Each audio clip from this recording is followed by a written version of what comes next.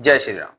कुंभ राशि के जातकों, सूर्य ग्रह का राशि बदलने वाला है और सूर्य ग्रह 16 सितंबर 2025 को सिंह राशि से निकलकर कन्या राशि में गोचर करेंगे और 16 अक्टूबर तक ये रही रहेंगे। अब एक महीने में सूर्य आपको क्या प्रभाव देंगे इसको जानते हैं।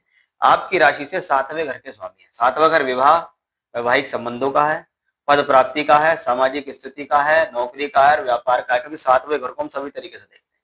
ये राशि से 7वां है, लेकिन चौथे घर से चौथा है, यानी घर का सुख भी 7वें घर में। दशम से दशम है, इसलिए कार्य क्षेत्र, नौकरी, व्यापार से संबंधित जो स्थितियां हैं या पद प्राप्ति हैं वो भी आपको 7वें घर में ही मिलेगी। यानी अकेला 7वां घर इन सब चीजों को कंट्रोल करता है। अब 7वें घर का स्वामी ग्रह 8वें घर में पहुंच गया।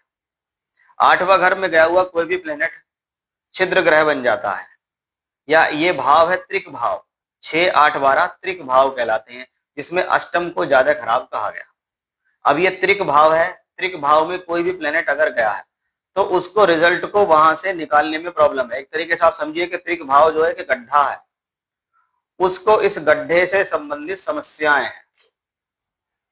और गड्ढे से संबंधित समस्याएं इस तरीके से हैं कि उसको ये भाव जो जिसका वो स्वामी है उसको वहां के रिजल्ट देने में प्रॉब्लम है। जैसे आपको अपनी पद प्राप्ति को बनाए रखना और अपनी सामाजिक स्थितियों को बेहतर तरीके से रोके रखना इस दौरान आपके लिए कुछ संघर्ष में होगा या टिपिकल होगा। इस दौरान अपने वैवाहिक संबंधों को संभाल के रखना है, क्योंकि 8th हाउस गलतफहमी का भाव भी है। इस दौरान जीवन साथी के साथ किसी प्रकार की गलतफहमी या किसी बात, छोटी बात को लेकर कोई मतभेद या मनभेद हो सकता है, उसको मेंटेन करके चलें। क्योंकि 7वें घर में केतु बैठे हुए हैं और 7वें घर का स्वामी ग्रह 8वें घर में बैठा हुआ है, इसलिए पद प्राप्ति को विशेष ध्यान रखें। पद प्राप्ति जिस डेजिग्नेशन पे आप काम कर रहे हैं उसकी मर्यादा को बनाए रखें, उसकी भूमिका पर पूरा ध्यान दें। आपसे कुछ ऐसा काम या गलती ना हो जिससे आपको कोई लॉस या कोई परेशानी हो जाए, क्योंकि 7वें घर का स्वामी छठे घर में 8वें में बैठा है और अष्टम में उच्चस्त बुध भी होगा उस दौरान, और शनि ग्रह की दृष्टि भी होगी। यानी इसको हम कोई फाइनेंशियल लॉस के लिए नहीं कह सकते कि ये कोई बड़ा कोई फाइनेंशियल लॉस देगा, ऐसा कुछ नहीं होगा। लेकिन 8th हाउस हमारी गलतियों का है।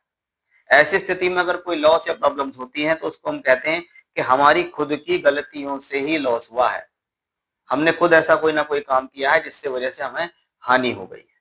तो इस बात का थोड़ा सा आपको यहाँ ध्यान रखना होगा, क्योंकि देखिए कोई ग्रह अच्छी जगहों का मालिक होकर 8th हाउस में जाता है तो बहुत बार हम जिस चीज के लिए प्रयास कर रहे हैं वही प्रयास हमारे महीने भर के लिए अटक जाते हैं या स्ट्रगल की तरफ चले जाते हैं।